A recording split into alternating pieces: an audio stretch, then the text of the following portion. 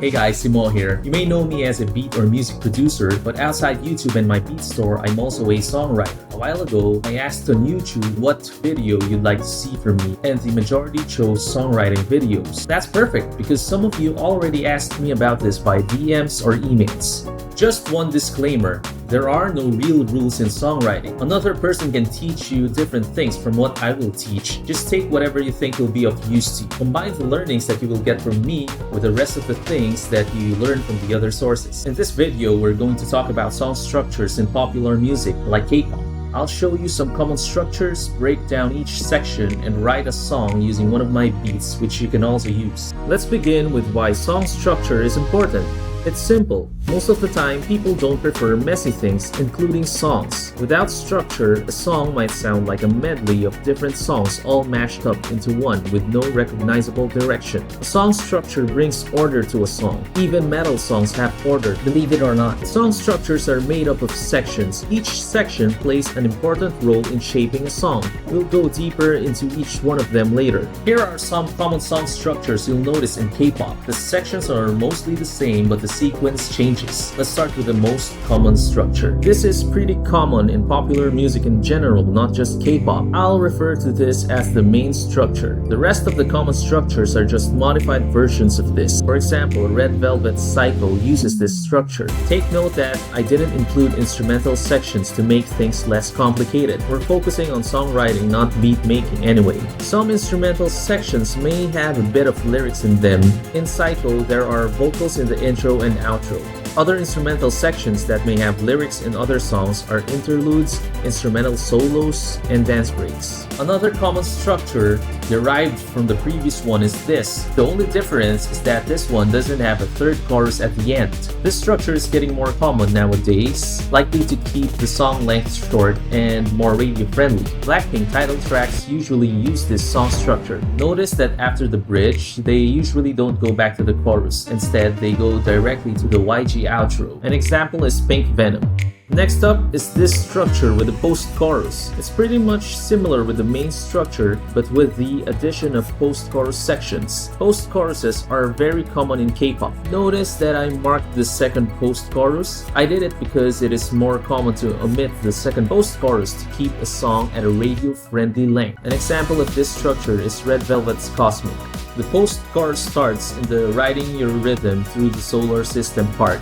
Lastly, let's talk about the structure that starts with the chorus. This is more common in songs with a lot of hip-hop elements, especially rap-centered songs. The chorus is placed at the beginning so that the listeners will get a taste of it straight away and not have to wait for long rap verses to finish before hearing. I have a lot of G-Idol songs in mind that start with a chorus. Let's check out two of them. I Want That uses the main song structure we talked about earlier, but with an added chorus at the beginning. Meanwhile, Wife is a much condensed song. Regardless of their differences, the key to this final structure is that it starts with a chorus. There are a lot more variations to these song structures, but we don't have time to cover all of those. Some structures don't have pre-choruses but have post-choruses. Some song structures don't have bridges, some have third verses instead of bridge, and so on. Some songs don't even have choruses at all. Good news for you, if you write songs using my beats, I add timestamps indicating the ideal sections.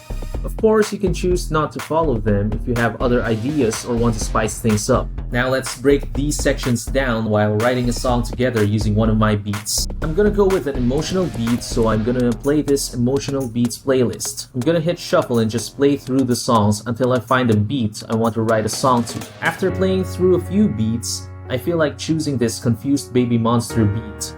I can write here on YouTube, so I have access to the timestamps. I will also download the free version for later use when it's time to record a draft. By the time I will record the final version and release my song professionally, I will buy it here on the same website. But of course I don't have to because I own the rights to the beat anyway. In writing lyrics, I always create an outline first, and I'm gonna decide on the main theme that will fit the beat I choose. For this beat, after listening, I decided that lyrics about missing being young would fit the instrumental well. Pro tip, I don't need to sing about what Baby Monster sang about in the reference song. I also don't have to stick to the thought that this is a beat for female singers only just because it's a Baby Monster beat. I can still use this even though I'm a guy and they are girls. Next is, I'm gonna list down the song sections like this. For this beat, there's no post-chorus in the timestamps. So if you need to add one, you can just use the second half of the chorus. You can go creative beyond the suggested timestamps of each beat if you need to. I personally wouldn't for this beat, but you can. Not doing so is just my personal choice. Now I'm gonna decide on a sub-theme for the sections. Usually the main theme will be the theme for the chorus, so I'm gonna write it down here. There's no post-chorus, but if ever there is one, I will just use it as an extension of the chorus. So I will just copy the theme that I wrote down for the chorus to the post-chorus. For the first verse, I always choose a sub-theme that tells a story. I'm gonna choose seeing old photos of myself as the first verse. For the pre-chorus, this is where I usually introduce problems. So in my first pre-chorus, I'm gonna use gotta stop reminiscing because I have adult things to do. The second verse is just a continuation of the story. So I'm just gonna put checking up on old friends who are now all grown up too. For the second pre-chorus, I sometimes repeat the first one or modify it, switching a few words here and there. I'm gonna put I can't bother them because they all have adult things to do. It's a modified version of the first pre-chorus. The first pre-chorus is about me having adult things to do, and the second pre-chorus is about them having adult things to do. For the bridge, it is almost always about a big twist in the story. For the last chorus, I haven't decided yet if it will be a repeat or a modified version. Just like the second pre-chorus, I may switch a few words here too. Now onto the writing. I'm just gonna rush this writing process for the sake of this video. In this stage, I'm not gonna think of any melody ideas yet, but we can't avoid that sometimes some melodies pop up in our heads. When that happens, I just take note of that idea, but my main focus in this stage should be on lyric writing. Syllable counting doesn't have to be followed perfectly. You can have different numbers of syllables per line as long as they look kinda the same in terms of length. This is because the lyrics will most likely be adjusted later on when I'll be adding melodies. But when it comes to rhyming words, I apply them at this stage already because even though some words will be added or removed, the rhyming words at the end of each line can be retained. A major rule I keep in mind when writing other sections is that if it comes before the chorus, the last line should transition well to the chorus. It should make sense if you read them next to each other. You'll see more of that later. Which is why when I write choruses, these tend to be less specific, a bit towards the vague side, so that while delivering the main theme, the different sections that precede the choruses can all transition well into it. For this song, the sections I should make sure will transition well to the chorus are pre-chorus 1, pre-chorus 2, and the bridge. So with that being said, let's write the chorus first so that we'll know how to end the other sections that come before the chorus. So here's what I ended up with the chorus. Who's in the mirror I'm looking at? Is this growing old's aftermath? I wish to grow up, was wishing that just a mistake. Who's in the photo I'm looking at? In a time that we can't bring back. I wish to grow up, was wishing that just a mistake. So following the main theme I chose a while ago, I came up with this one. I have to admit, I already have a melody in mind. I didn't intend to, but it just popped up in my head and I can't afford to not use it. Notice how the lyrics have repetitions. See, line 5 is just a modified version of line 1. Line 1 is who's in the mirror I'm looking at, and then line 5, instead of mirror, I used photo. And then lines 3 and 4 are duplicated to lines 7 and 8. So I wish to grow up, was wishing that just a mistake is gonna be sung twice in the chorus. This helps make the song easy to sing along to and remember for the listeners. I also used near rhymes for lines 1 and 2 and lines 5 and 6. Near rhymes are sounds that are not perfect rhymes but almost sound like they do. For example, at ends with a T while aftermath ends with a TH, but they still sound like they rhyme. Same with at and back. They kinda sound the same. Now usually, after writing the chorus, I would just go back to the beginning of the song and then write each section in sequence. I'm just gonna go through all of them, but in case I get stuck in a section, I just skip that section and write the next one and just go back to it when I feel like making it again. This is what I came up for verse 1. Who will we be and where do we go? That's the caption I read as I scrolled on my phone of a photo with friends sitting by the road that came up as a memory from 15 years ago. Man, I was skinny. That's some baggy jeans. I remember when we can't wait to be 18. Playing guitar on a stage used to be our dream while singing songs with the chords from a magazine. So you'll notice that I used a lot of words that will help the listeners visualize what's going on in this story. I used a lot of relatable stuff like going through some memories that show up on social media about something that you posted years ago, and so that's going to be relatable. Another thing that's relatable for listeners is that looking back at old photos, we tend to judge how we look. A lot of us do that. And then while singing songs with the chords from a magazine. And if you notice too, I started the first verse with a question which goes, who will we be and where do we go? Ideally, the first line of a song should be something interesting, like a question, a unique line, or any attention-grabbing line. In this case, I used a question. The reason for this is that you have to find as much ways as possible to retain the attention of the listener.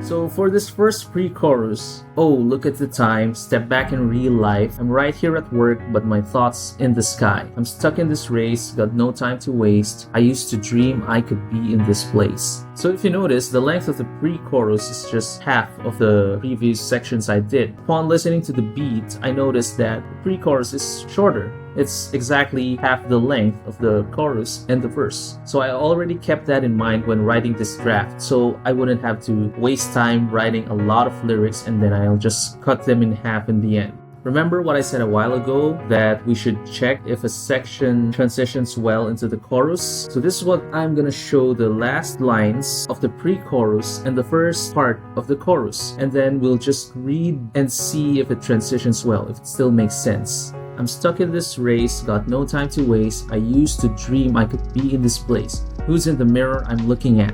Is this growing old's aftermath? I wish to grow up, and so on. So in this case, it still makes sense. So I'm gonna retain the pre-chorus since it still flows smoothly into the chorus. This is what I came up with for the second verse.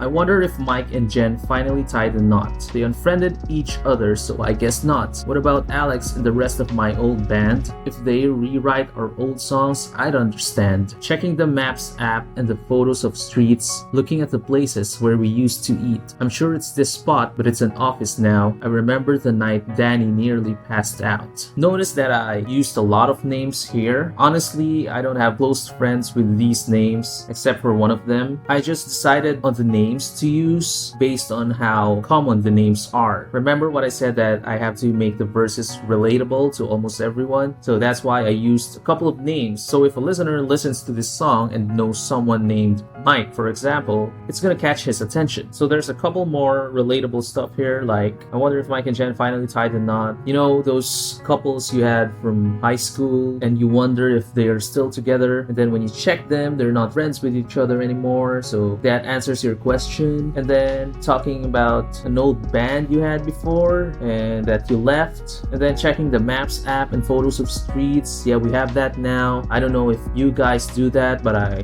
do that sometimes. I open the Maps app and just wonder what places look like now. Just like what I noticed with my app, some places that I used to go to aren't the same anymore. It's now an office, a factory, or whatever. And then I just added the last line. I remember the night Danny nearly passed out. It's just to make this relatable to people who used to have night outs and really go crazy and pass out and stuff with friends, whatever.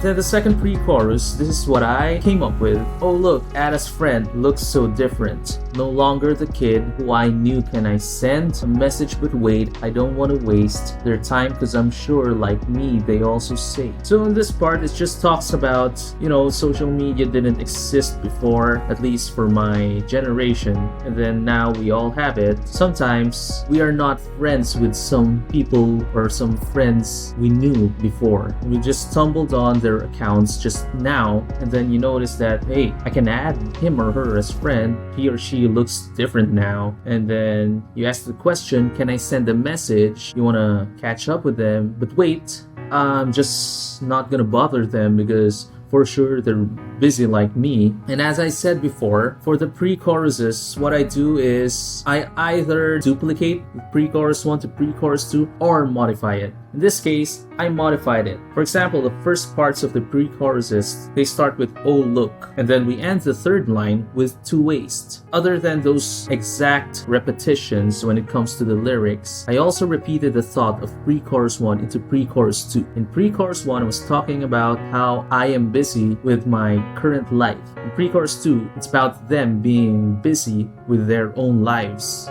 And then of course, because pre-chorus 2 comes before a chorus, we have to check the transition as well. Here's the last line of the second pre-chorus and the first part of the chorus. We'll just read it and make sure that it transitions well, it makes sense together. So here we go. Can I send a message, but wait, I don't want to waste their time because I'm sure like me, they also say, who's in the mirror I'm looking at, so on, so on. Notice what I did here? There are quotation marks already because I ended the second pre-chorus with "they also say." What I did here was, those people I knew before, they are the ones singing the chorus now.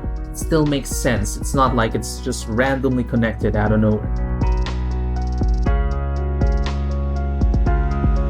So finally, we're here at the bridge. What I came up with was, those are the memories I made before. It's to reminisce and not to come back for. Soon I will feel the same feeling inside out, looking back at the memories I'm making now. Observe that last line. Remember what I said that bridges are usually contrasts or twists? So the whole song, the previous sections we went through, it's mostly about regretting growing up and missing being young. Well, that's our theme, missing being young. But now in the bridge, there's a part of acceptance. It's knowing that even though you kind of feel down now, you kind of feel sad, even though you feel that way, in the future, you're gonna look back at this day, then you will remember all the good things that are happening today, and you won't remember most of the bad feelings that you're feeling right now. Basically, the whole song is about dreading what's going on in the present, and in the bridge, you're realizing that in the future, it's the present day that you will be missing.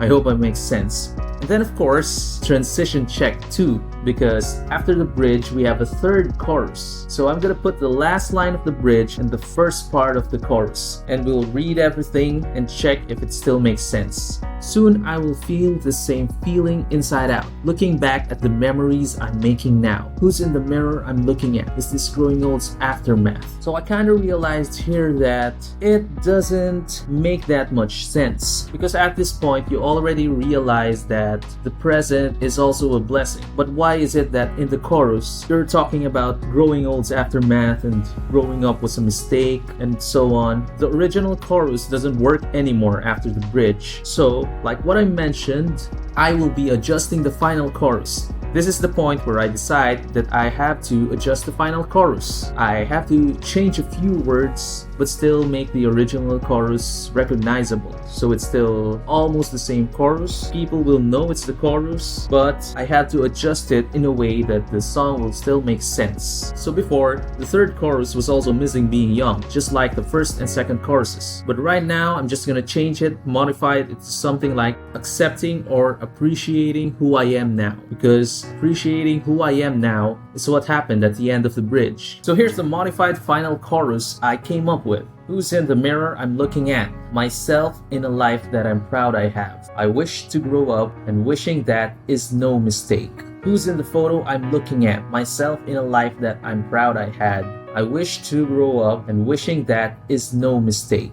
So there's no more regret. And if you notice, there are still repetitions. The difference between line 2 and line 6 is line 2 is talking about the present, myself in a life that I have. And in line 6, I'm already talking about the past me, myself in a life I had. So the only difference in those lines are the last words, have and had. One is in the present, one is in the past. So you're proud of the present you as well as the past you. So comparing the original chorus with the modified final chorus, here is what changed. The second line used to be "Is this growing old's aftermath?" Because that doesn't work anymore after the bridge. I changed it into "myself in a life that I'm proud I have." And then the repeated line, the "was wishing that just a mistake," I changed that because in the original chorus, it sounded like I was regretting that I wished to grow up. But now, after the acceptance that happened in the bridge, I had to change that line into "and wishing that is no mistake." So right now, I know that it wasn't a mistake that I wished to grow up. And then in line 6, in the original chorus, it's "in a time that we can't bring back." I had to change it into "myself in a life that I'm proud I had." So I'm talking about seeing myself in the old photo. Before, I was focusing on the fact that we can't go back to the past. We're stuck in the present. But now, after looking at the old photo of myself, I just feel proud of the life I had before. I'm happy, but I'm not regretting that the time has passed. And then the last line is just a repeat of the fourth line. The song's title can come from a lot of things. It can be the beat's title, but it doesn't necessarily have to be. It can also come from anything that's not in the lyrics. But what I personally do most of the time is check the lyrics of the song, especially the chorus, and think of the main theme and try to take some words here and there and see if it sounds good as a title. Just keep it short and original. There's no rule to that, but it's easier to remember a song's title if it's short and if it's original. You can also search in Google or Spotify if there are songs with the same title that you have in mind. This is just to see if your song is in the unique side. If there's no song with the same title, the likelihood is high that there's at least one existing song that has the same title as you. If you're gonna check, try to aim to choose titles that only have a few songs with the same name, or just make sure that there are no songs with the same title by a big artist, or if the song is a big hit. Here are some sample titles I can use for this song I'm writing. So I have "Mistaken Wish," "Just a Mistake," "Wasted Time," "Your Memories Today." These all came from the song, either the main theme or the lyrics of the chorus. There you go, that's my progress so far with this song I'm writing. And the next step is to turn these words into vocal melodies. Let me know if I should do that video as a continuation to this one. Remember, these are just guidelines. Feel free to experiment and find what works best for you. And thanks for watching. If you found this video helpful, give it a thumbs up and subscribe for more songwriting and music making videos. Also, if you're looking for high quality beats for your next song, check out my beats. It's right here on my YouTube channel as well as my beat store. I've got a wide range of K-pop, hip-hop, many more genres that can help bring your creative ideas into life. To check out all my beats, just go to hello.simodakanay.com. I will leave the link in the description or the pinned comment. Let me know in the comments which one you guys are more interested in. More songwriting videos or the same video about song structure but on the beat making side. And don't forget to follow me on social media for updates, new beat releases, and special offers. Happy songwriting. See you around.